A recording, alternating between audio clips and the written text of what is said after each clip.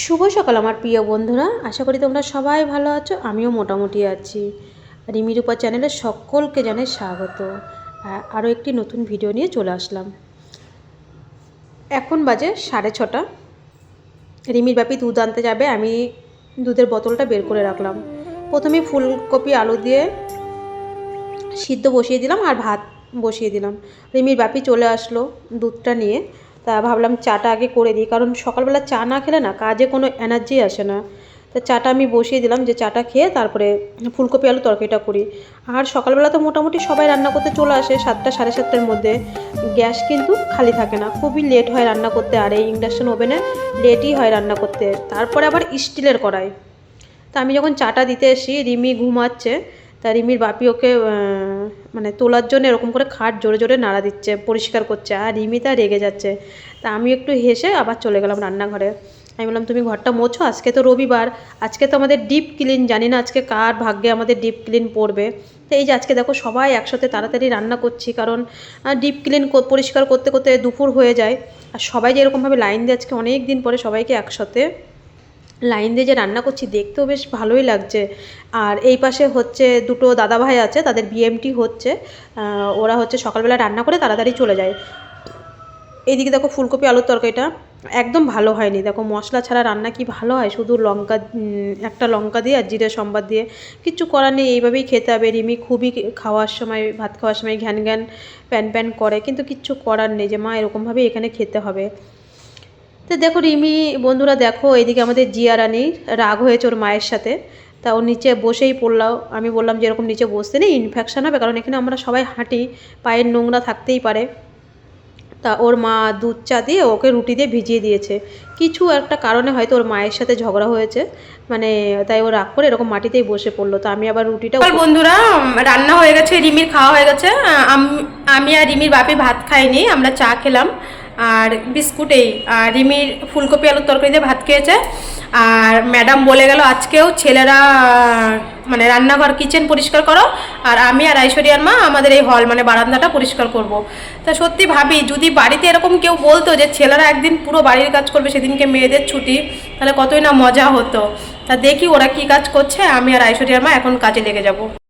আমি ঘর থেকে দেখো আস্তে আস্তেই আমি যেই ক্যামেরা করছি, রিমির বাপি আমার দিকে তাকিয়ে না হেসে দিয়েছে। তা আমি বলছি তুমি ওর উপরে উঠে যেগুলো মানে যে কলার ছবি, আপেলের ছবি এগুলো ছিল, এগুলো কে নামালো? বললো আখ্যা এসেছিলো, আখ্যা এসে নামিয়ে দিয়েছে। আমি বলছি ও, আমরা তো এরকম উপরে উঠে তো করি না, নিচ থেকেই করি, মানে পরিষ্কার করি, যতটুক হাত যায় ততটুকের মধ্যেই আমরা করি। তা রিমির বাপি আমাকে দেখে হাসছে।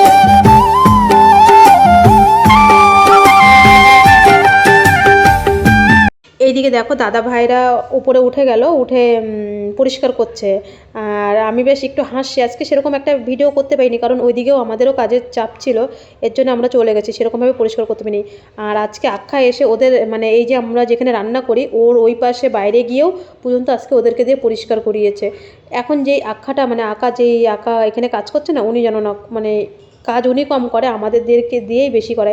যেহেতু এখানে আমরা ফ্রি থাকি, আমাদেরকেই করতে হবে। আর মানে দু মাস করে মানে আঁকাদের এখানে কাজ করতে হয়। তা আগে যে একটা বয়স্ক মানে দিদি কাজ করতো, সে কিন্তু ভালো পরিষ্কার করতো। আর এখন যে আছে না, সে করতে চায় না, আমাদেরকে দিয়েই করায়। তো কোনো ব্যাপার নেই, আমরা ফ্রিতে যেহেতু থাকি, সেহেতু আমাদের কাজ আমাদেরই করতে হবে। আর আমরা যত পরিষ্কার থাকবো, আমাদের বাচ্চারাও তত পরিষ্কার থাকবে। দুপুর বন্ধুরা, এই যে আমরা এখন খাওয়া দাওয়া করতে এসেছি। তা এখন কচুরমুখী আলুর তরকারি আর ফুলকপি আলুর তরকারি। তা রিমির বাপি মানে শয়তানি করে বলছে যে চিকেন বিরিয়ানি। তা আমার কথা শুনে সবাই হাসছে, যে আমরা চিকেন বিরিয়ানি। ওইখানে ওই দিদিটা হাসছে, সবাই হাসছে যে যেই চিকেন বিরিয়ানি, কারণ এখানে তো চিকেন তুলতে দেয় না, চিকেন বলো বা মাছ, তোমরা তো দেখছোই ভিডিওতে। তাই এই যে এখন আমরা খাওয়া দাওয়া করবো, ওরা খাওয়া শুরু করেছে, ওদেরকে দিয়ে তারপরে আমি খেতে বসবো, তারপরে আবার তোমাদের সাথে আসছি। আমরা খেতে বসলাম। তো তোমাদের সাথে যে কথা বলতে বলতে ওই সময় ফোন করলো ম্যাডাম, বললো আমরা জানতাম আজকে বোম্বে থেকে ম্যাডাম এখানে চেক করতে আসবে। তা ম্যাডাম ফোন করলো, বললো মানে আমাদের বাচ্চাকে নিয়ে নিচে যেতে। তা আমরা এখন নিচে যাচ্ছি, দেখি ম্যাডাম কি বলে। আগেও একদিন বোম্বে থেকে ম্যাডাম এসেছিলো, যখন আমরা প্রথম বিএমটি হয়ে এখানে এসেছিলাম। আবার এখন বললো যেতে, ওই যে রিমিও রেডি, আর এই যে বন্ধুরা আমরা নিচে যাচ্ছি, তিনজনই রেডি হয়ে নিচে যাচ্ছি। ম্যাডাম এসছে বোম্বে থেকে, আগেও একদিন এসেছিল ম্যাডাম। তা ম্যাডাম আমাদের সাথে আলোচনা করলো, মানে আমরা বাচ্চাকে কিভাবে মানুষ করব, বাচ্চা আমাদের সাথে কিভাবে মানে করবে, সেই সব নিয়েই আলোচনা হচ্ছিল। দেখো বন্ধুরা, এইদিকে আমার বাড়ির অবস্থা দেখো। আমার মা আমার বাড়িতে চলে গেছে, 2 দিন হয়ে গেছে, মা আর বৌদি। তা বৌদি সেরকমভাবে দেখো ভিডিওটা হয়তো করতে পারিনি। তা আমার আজকে, আমি তো তোমরা জানো আমি 8 মাস ধরে বাড়িতে নেই, তাহলে বাড়ির মানুষের কি পরিস্থিতি থাকতে পারে। একেতেই বর্ষাকাল গেছে, বর্ষা ঝড় বৃষ্টি সবই আমার এই ঘরের উপর দিয়ে গেছে। এটা হচ্ছে আমার দোকান ঘর। তা আমার বৌদি পুরো ভিডিওটাই করেছে, তোমাদের সাথে একটু শেয়ার করলাম। আমার বাড়ির অবস্থা দেখো, আমার মানে বিয়ের খাট 15 বছর হয়ে গেছে, সব অবস্থা খারাপ। আর আমি যখন রিমির জন্য বিএমটির জন্য এখানে টাকা জমা দিতে এসেছিলাম, তখন চোর ঢুকে আমার ঘরে শোকেস আলনা খাট সবই ভেঙে দিয়ে গেছে। দেখো ওরকমভাবেই সব পড়ে রয়েছে। তার মধ্যে তো প্রায় আজকে আমি 2022-এর থেকে রিমির এই বিএমটি করতে করতে, রিমির যখন 2022-এ 19শে জানুয়ারিতে অপারেশন হয়, তারপরের থেকে আমি ঠিক মতন মানে বাড়িতেই থাকতে পারি না। আমি যে কাজ করি ওখানে থাকি, তারপরে রিমির বাপি বা আমি কেউই বাড়ি থাকতে পারি না।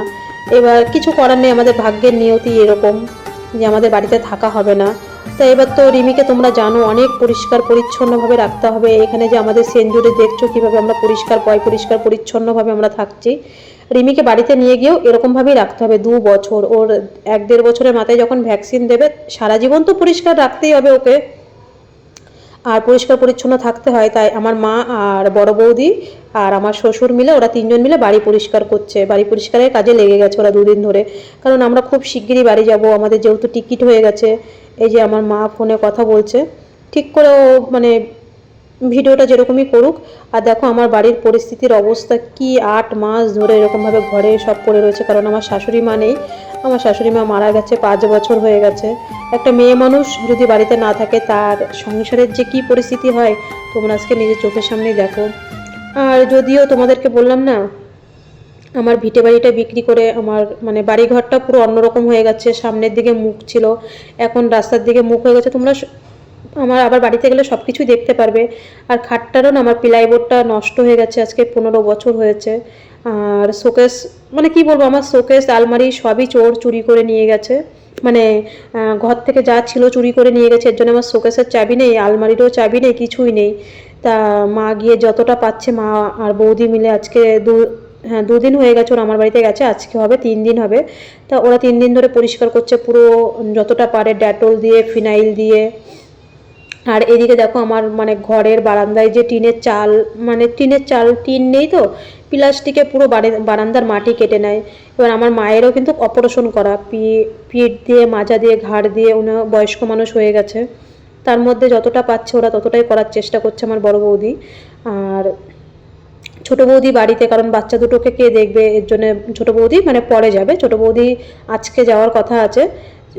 আর এদিকে দেখো মা বাড়ির থেকে মাটি গোবর সব নিয়ে গেছে, বলে না মা। তাই আর আমার মা জানো বাড়ির থেকে না টোটো করে গেছে, টোটো করে যাওয়ার সময় বাড়ির থেকে মাটি মানে গোবর সব নিয়ে গেছে লেপার জন্যে। তা মা দেখো কোদাল দিয়ে দেখি মাটি কাটছে। আমি মানে আমাকে ভিডিও করে বড় বৌদি পাঠালো। আর দেখো কি অবস্থা আমার, পুরো বর্ষায় মা বললো আমার ঘরটা পুরো জল পড়ে, টিনের ঘর তো, মানে এই যে ঝড় হওয়ার সময় টিন উড়ে গেছিলো। রিমির বাপি থাকতো না বাড়িতে, কে করবে ওই সব টিন মিন ঠিক করবে, শ্বশুরের বয়স হয়ে গেছে, তাকে বললে করলে করে, না করলে না করে, কিছু করার নেই। আর আমিও দৌড়াদৌড়ি করি টাকার জন্য, রিমির বিএমটি ট্রিটমেন্টের জন্য। তোমরা তো সবই জানো এটা একটা অনেক বড় ট্রিটমেন্ট, আর প্রচুর টাকা, তোমরা সবাই জানো। তা সেরকমভাবে আর বাড়িঘর ঠিকও করা হয়নি, সেরকমভাবেই রয়েছে যে আগে আমার মেয়েকে সুস্থ করি, তারপরে বাড়িঘর দিয়ে কি হবে, যেরকম আছে সেরকমই থাক। আর এইদিকে দেখো যা ছিল সব কেচে, এই যে পিঁড়াগুলো মা কি পারে কোদাল দিয়ে, তাও মা বললে আমি কোদাল দিয়ে যতটা পেরেছি আমি করেছি। তা আমার যে রান্নাঘরের পাকাটা ছিল, এখানে মা নাকি সব মানে ঘরের যা চৌকি ছিল, এই পাশের ঘরটাতে চৌকি ছিল যেখানে রান্না করতাম, একটাই আমার ঘর, আর এই পাশটায় রান্না করতাম, আর একটা চৌকি আছে, রিমির বাপি গেলে ওখানে থাকতো।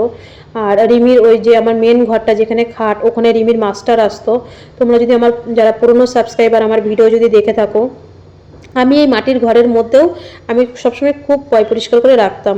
কারণ আমার ঘরে মাস্টার আসে সবসময়, 2-3টে মাস্টার আসে, ড্রয়িং মাস্টার, তারপরে ইংলিশ মাস্টার, আরও যে বাংলা মাস্টার আরও যে মাস্টার আসতো রিমির, আমি এর জন্য ওই ঘরটা আমি সবসময় পরিষ্কার রাখতাম। আর দেখো একটা মানুষ যদি আজকে 3-4 বছর ধরে ঠিক মতন বাইরে বাইরে থাকে মেয়ের ট্রিটমেন্টের টাকা জোগাড় করার জন্য হসপিটালে, আর এখন তো পুরো টানা 8 মাস হয়ে গেল হসপিটালে আছি, তাহলে সেই পরিস্থিতি কি হয়। আর দেখো শোকেসের মানে অবস্থা কি হয়েছে, মানে দেখতে কেমন যে লাগছে আমি নিজেই দেখছি। মা তাও দেখো গোবর দিয়ে মাটি দিয়ে বেশ সুন্দর করে লেপেছে। মানে এটা তো আগের দিনের ভিডিও দিয়েছে, এখন মানে ভিডিও কল করে আমার বৌদি আবার পরে আমাকে ভিডিও কল করে দেখালো, দেখলাম সবই গোছগাছ পরিষ্কার করা হয়ে গেছে। তারপরে তো এখনও আবার মা, ছোট বৌদি, বড় বৌদি ওরা আবার মা বাড়ি চলে এসছে কালকে, আবার আজকে ওরা হচ্ছে 3 জনই যাবে। ছোটদা মানে ওরা আর কি আমাদের ফ্যামিলির থেকে। এবার মানে মায়ের পরিস্থিতি তো মা একা একা করতে পারবে না, কারণ মাও অসুস্থ।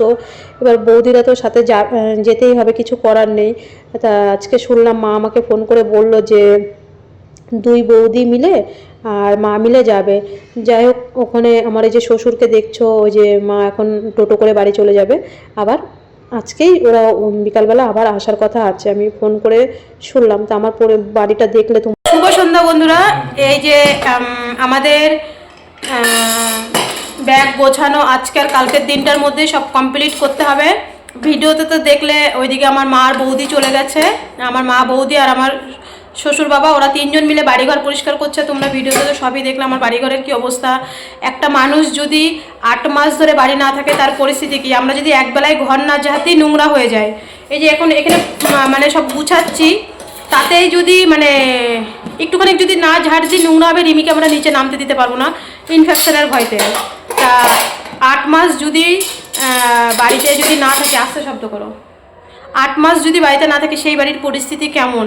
তা ওই দিক দিয়ে ওরা মানে জোর কদমে মানে কাজ করছে আমার বাড়িতে, ওরা 3 জন। আর ছোটো বৌদি যায়নি, কারণ আমার বড়দার মেয়েটা একদম ছোট, তো ও ছোটো বৌদির কাছে রয়েছে। তা আর আমাদেরও আজকের মধ্যে ব্যাগ গোছানো কমপ্লিট করতে হবে। আর এদিকে আমাদের টিকিটও হয়ে গেছে, আমরা শুধু প্রোগ্রামটার জন্য রয়েছি। তা এখন সব গোছাবো সব কিছু, 8 মাসের জিনিসপত্র, রিমির যত কাগজপত্র আছে সব গুছিয়ে নিই, তারপরে তোমাদের সাথে কথা বলবো। এদিকে রিমির বাপি দেখো ব্যাগ গুছিয়ে নিচ্ছে, কারণ আমাদের তো যাওয়ার সময় হয়ে যাচ্ছে, তোমাদের তো অন ক্যামেরায় বললাম। আর আজকে আমাদের রিমির বাপি পুরো ফাইনালি টিকিটটাও কেটে নিয়ে চলে এসছে। ও বিকালবেলা বাজারে গেছিলো, তা আমি বললাম চলো 2 জন মিলে করি। তারপরে তো আবার রান্না করতে হবে, রিমিকে 9টার মধ্যে খেতে দিতে হবে। সবটাই আমাদের সময়ের সঙ্গে সঙ্গে কাজ হিসাব মতন করতে হয়। কাজ করি আর যাই করি, রিমির আগে যত্ন, তারপরে সব কিছু। তা আমি বললাম তুমি করতে লাগো, আমি চালটা নিয়ে যাই, কারণ এই 2 দিনে যেটুক চাল লাগবে সেইটুক চাল আমি কোটোতে ঢেলে নিলাম। আমি বললাম আর বাদবাকিটা পরে যাওয়ার সময় কাউকে দিয়ে যাব। তা কারণ এই কোটোগুলোও আবার ধুতে হবে কালকে রান্না করার পরে। তা ও বলছে তাহলে তুমি রান্না করো, আমি যাই, আমি তাহলে পরিষ্কার করি। আমি বললাম ঠিক আছে, কারণ আমি বললাম পুরো আলমারিটা কালকে আমরা ধুয়ে দেবো, কারণ যতই আখ্যা ধুক তাও আমরা ধুয়ে দেবো।